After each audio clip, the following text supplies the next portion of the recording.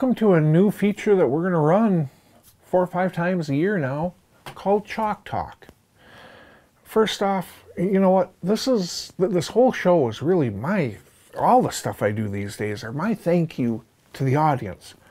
Y'all threw me on your shoulders and carried me to the dance and gave me one heck of a career above and beyond what I ever dreamt possible. On Facebook, I ask the audience, what is it you want to see? What I got over and over is I want to see more kids hunting to get kids in the sport, and it's awesome when you go out and kill something, but actually show us and tell us. Watching's fun once in a while, but really we want the details. So that is exactly what you're getting today. What you should be looking at on the screen right now is an image of the exact location setup that I killed a truly monster 6.5-year-old 8-point out of. In the lower right hand corner, you see a little bit of a burnt icky red line. That's where I park. The yellow oval is the route I take to the Redneck 360, to and from. Why specifically this stand? Well, it's a combination of, I've got his pictures in this overall area, but the far east happens to be this location right here. And right now, after mowing the corn, that's what those the white lines through the standing corn is. Both sides of the corn have been harvested, except for the standing stuff, which we bought back to the farmer and the remainder will be harvested in late February. That's a nice little side note there. But because of that standing corn, because of those white lines, which are mowed trails through that standing corn, with the fall, winter, spring right at its doorstep, there were a ridiculous glut of deer feeding in this area. It's the very end of the rut. What does Mr. Big want? He wants does. He wants those last remaining does that are still coming into estrus, and there's no better place to find them than this right now. Yes, it's on the edge of where I've been getting his pictures, but it's the hottest food source in the area, and it has exactly what he wants, and that is that those are does. And that's the whole reason that I'm there.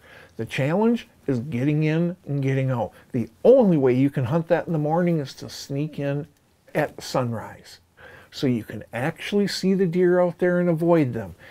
Otherwise, you cannot hunt them in the morning. Afternoons, getting out is the tough part. As you can see, I'm walking along the edge of the field to get in the stand, but that loop, the yellow loop, is my route to get to and from the stand. The yellow loop that goes through the timber, that's for getting out. With the way I have the stand positioned, just back behind a little bit of cover, and the ladder positioned to go into the woods, I can have deer not right on my doorstep, but 50, 60 yards away, and I can slip out of there without those deer knowing. The game changer is exactly what we've been talking about in this entire episode, is the fact that you have mowed corn along with those greens. There's a ton of deer bedded to the north, there's a ton of deer bedded to the south. What they're going to do is they may want corn today. Well, guess what? Those deer in the south, they're going to go through that fall, winter, spring plot, the greens, cereal rye, to get to that corn. Oh, there's my shot opportunity. That mowed path going into the corn happens to be within shooting range of the redneck.